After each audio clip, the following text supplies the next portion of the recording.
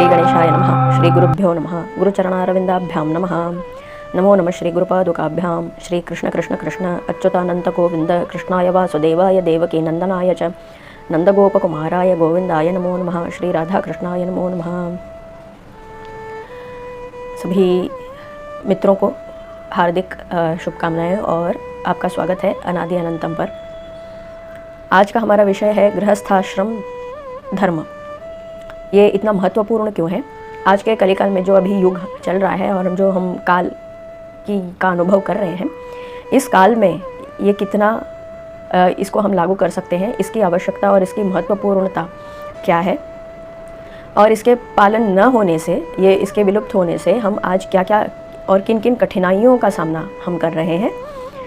और पूर्व काल में जब इसका पालन होता था, उस वक्त उस समय उन लोगों ने क्या क्या अनुभव किए और वो किन अनुभूतियों के साथ वो जिए और किस प्रकार का उदाहरण उन्होंने हमारे लिए हमारे समक्ष प्रस्तुत किया है। तो सबसे पहली बात तो हम सभी को ये पता है कि मनुष्य जाति जो है, कोई भी मनुष्य अकेला रह नहीं सकता। उसे लोगों के साथ की ज़रूरत पड़ती है और अपनी जो भी आवश्यकताएं हैं, उन आवश्यकताओं को वो अकेला ही पूर्ण नहीं कर पाता, क्योंकि इस सृष्टि की रचना ही ऐसे हुई है कि एक जो है वो दूसरे के लिए उसके सुख का या दुख का कारण बनता है। एक जो है दूसरे के जीवन का माध्यम बनता है। और इसी प्रकार से ये समग्र सृष्टि जो है इसकी संरचना हुई है। और आप अगर देख लें, अलग अलग पशु पक्षी प्राणी और अलग अलग जीवों में भी एक जो है दूसरे का भोजन बनता है। और इसी प्रकार से ये पूरा इकोसिस्टम जो है वो बैलेंस्ड रहता है, एक नियंत्रित रूप से चलता रहता है। और इसके अलावा भी बहुत सी ऐसी शक्तियाँ हैं, जैसे दैविक शक्तियाँ हैं, राक्षसी आसुरी शक्तियाँ हैं, और पातालवासी लोग हैं, नाग लोग हैं, सर्प लोग हैं। ऐसे बहुत से लोग हैं जहाँ पर जीव हैं और उनका मानव जीवन पर बहुत ही गहरा प्रभाव पड़ता है, और ये सभी आपस में जुड़े हुए रहते हैं। ये जानने के बाद हमें ये समझना है कि हर मनुष्य को अलग अलग आवश्यकताएं होती हैं, लेकिन एक कॉमन आवश्यकता जो सभी के लिए है वो है कि सुख। सभी सुखी रहना चाहते हैं। तो कुछ आवश्यकताएं हैं शारीरिक हैं, कुछ आवश्यकताएं मानसिक हैं, कुछ आवश्यकताएं आध्यात्मिक हैं। और मानसिक आवश्यकताओं में भी एक स्वस्थ अवस्था, शरीर जो है वो स्वस्थ रहना चाहिए, और उसके उपयुक्त जो है आहार विहार और आचरण के लिए जो भी रिसोर्सेज अवेलेबिलिटी है वो अवेलेबल हो, योग्य मात्रा में उपलब्ध हो, ये आवश्यक है। उसी प्रकार से मानसिक आवश्यकताएं जो हैं, इसमें सामाजिक अवस्था, लोगों के साथ मिलना जुलना, ये सारी चीज़ें हैं जिससे हमें एक समाधान रहता है कि हम किसी के साथ रह रहे हैं, एक जीवन जी रहे हैं। और आध्यात्मिक आवश्यकता है जहाँ पर हमें हमारे आत्म का बोध होता है, और जो हमारा सोर्स है उस सोर्स के साथ हम कनेक्टेड रहते हैं। जिस प्रकार से एक बैटरी जो है वो उसे रिचार्ज करना पड़ता है और तभी उस पर चलने की क्षमता होती है, उसी प्रकार से ये बैटरी रिचार्ज होने के लिए भगवान जो सोर्स है, वो सोर्स भगवान है, उस सोर्स के साथ हमें कनेक्टेड रहना पड़ता है। तो आजकल पाश्चात्य जीवन जो है, इसमें हम अंधविश्वास करके ऐसे ही आँख मूंद करके चलते रहते हैं कि क्यों? क्योंकि वहाँ पे मटेरियल सुख है, सुख साधनों की कोई कमी नहीं। तो हमें ये लगने लगा कि जब वो लोग कर सकते हैं तो हम क्यों नहीं। और इसी प्रकार से हम चलते चले गए, और हमारा जो सांस्कृतिक मूल है, उस मूल में जिस कारण से हम ये सारी चीज़ों का पालन करते आ रहे हैं, उस मूल को हम भूल चुके हैं। लेकिन आवश्यकता है कि इस मूल में जड़ से जुड़े रहने की, तभी तो हम फलित और फल फूल से परिपूर्ण हो सकते हैं। अब ऐसा क्या एक सिस्टम हो कि जिससे सभी लोग, जितने समाज में जितने भी लोग हैं, वो सभी जो हैं एक साथ ही एक समय पर सुखी रह सकें।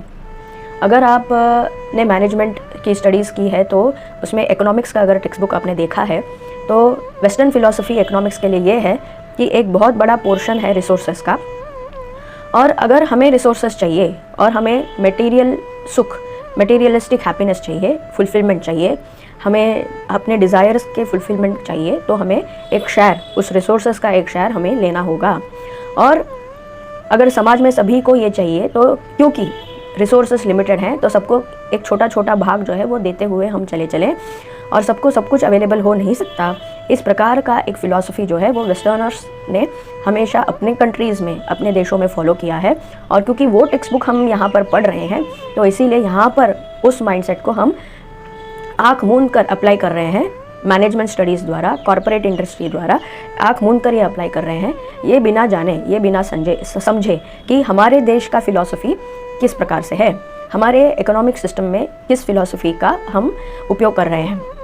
तो अगर अर्थशास्त्र ले लें आप और समझ लें, तो ये हमें जानने मिलता है कि हम जो है एक दूसरे के साथ कोऑपरेटिव कोएग्जिस्टेंस, इस फ़िलॉसफी को लेकर के चलते हैं, और उसी को हमने धर्म ये शब्द का उपयोग किया है।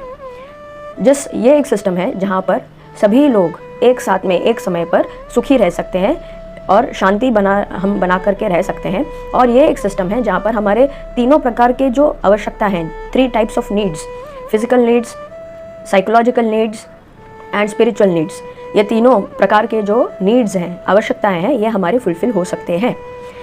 वेस्टर्न फिलॉसफी में कॉन्शियसनेस, जिसको हम चैतन्य कहते हैं, इस पर ज़्यादा जोर नहीं है। वहाँ पर भी संत महात्मा वगैरह बने हैं, ऐसा नहीं है, लेकिन वो एक फियर साइकोलॉजी के साथ वो लोग चलते हैं। हमारे देश में हम भगवान को अपना पुत्र, मित्र, सखा ये सब मान करके उनके साथ भावपूर्ण एक संबंध जो है वो हम जोड़ते हैं। इसमें फियर साइकोलॉजी या एनफोर्समेंट, ये सारी चीज़ें हमारे धर्म में नहीं है। हमारा धर्म ये कहता है कि सर्वे भवन्तु सुखिनः, सर्वे सन्तु निरामयाः, सर्वे भद्राणि पश्यन्तु, माँ कश्चित् दुःख भाग भवेत्। तो कोई भी, किसी को भी दुख का कोई एक भाग भी ना मिले, इस फिलॉसफी को, इस कंसेप्ट को लेकर के हमारे धर्मशास्त्र जो हैं वो चलते हैं, और इसी का हम पालन करते आ रहे हैं।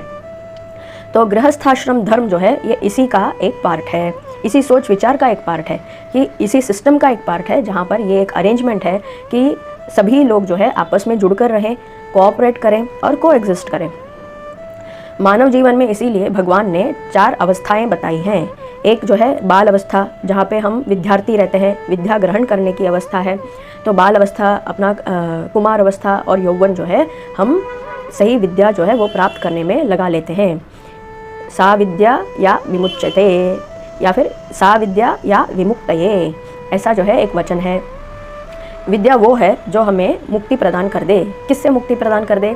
हमारे जो लिमिटेड थॉट्स और परसेप्शंस है, हमारे जो मिसकंसेप्शंस है इस यूनिवर्स के बारे में, इस सृष्टि के बारे में जो मिसकंसेप्शंस है, उनसे हमें मुक्ति मिलकर हमारा विवेक और हमारी बुद्धि इस प्रकार से प्रज्वलित हो जाए, इस प्रकार से प्रफुल्लित हो जाए कि हम ना केवल हमारे लिए, ना केवल हमारे परिवार के लिए, बल्कि इस समाज के लिए, मानव जीवन के लिए और इस प्रकृति के लिए एक अच्छा उदाहरण साबित हों, एक अच्छा जीवन हम जी सकें। और उसे कहते हैं मनस्वी।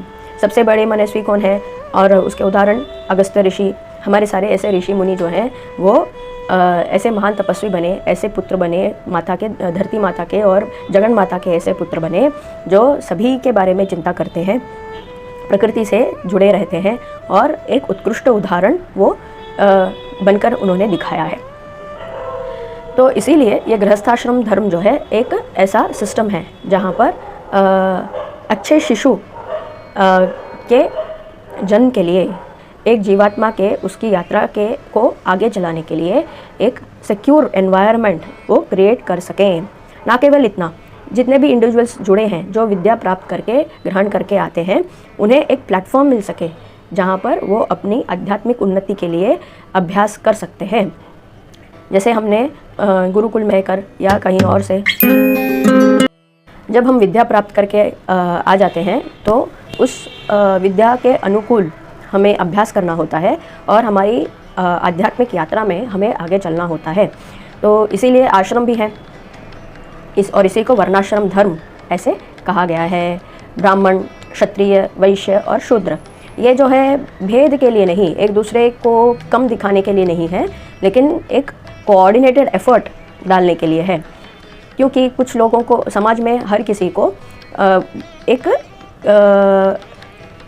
कंसल्टेंट या एक गाइडेंस, जो फिलॉसफिकल गाइडेंस है कि हम अगर किसी डायलमा में फंस गए तो उस डायलमा से हम कैसे बाहर निकल सकते हैं, उसके बारे में उचित जो मार्गदर्शन है इसकी आवश्यकता सबको पड़ती है।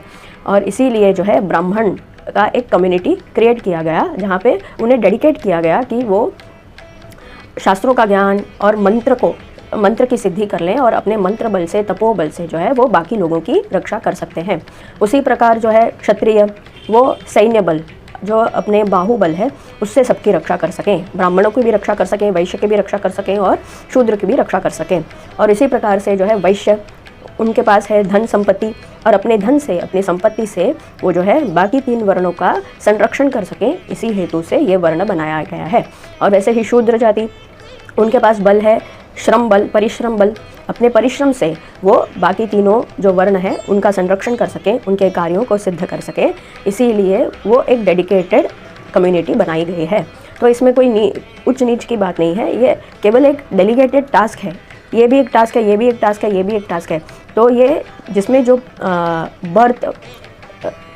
बाय बर्थ जो टैलेंट आता है उसको उसमें सेग्रीगेट करके एक दूसरे के साथ कोऑपरेट करने के लिए ऐसा भगवान ने एक सिस्टम बनाया है। जैसे हमारा एक ह्यूमन बॉडी है और ह्यूमन बॉडी में, मानव शरीर में एक सिर है, एक बुद्धि है, एक इंटेलेक्चुअल पावर है, बुद्धि बल है, और एक बाहुबल है, और हमारे पैर हैं, जो हमारे उरु हैं, वो जो थाइज़ हैं हमारे, वो हमें फुल बॉडी को स्ट्रक्चर देते हैं, सपोर्ट देते हैं, काम करने के लिए हमें सक्षम बनाते हैं। और हमारे चरण हैं, जो चरण हमें यहाँ से वहाँ मूव करने में और अपने पूरे बॉडी को स्ट्रेंथन करने में, स्ट्रेंथ देने में जो है वो हेल्प करते हैं। ये साइंटिफिक स्टडी भी है कि एजिंग और बुढ़ापा ये जो है हमारे पैरों से ही शुरुआत होती है। अगर हमारे पैर स्ट्रॉन्ग नहीं तो हमारा शरीर भी टूटने बिखरने लगता है। तो इसीलिए हमारे पैरों को हमेशा स्ट्रेंथन करने का एडवाइस जो है साइंटिफिकली भी दिया जाता है।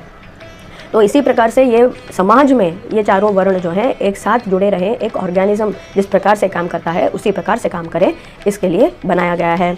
और उसी प्रकार ये आश्रम धर्म भी है, जैसे ब्रह्मचर्य आश्रम, गृहस्थाश्रम, वानप्रस्थाश्रम और संन्यासाश्रम, ये चारों जो है आश्रम हैं। अभी ये गृहस्थ जो है इसको ये एडवांटेज दिया है कि वो अन्न को प्रोक्योर कर सकता है और उस अन्न को वो बाकी लोगों में उसको पाचन करके उसको कुक करने का जो अधिकार है, अन्न को कुक करने का अधिकार केवल और केवल गृहस्थी को है, जो गृहस्थ में है उसी को है।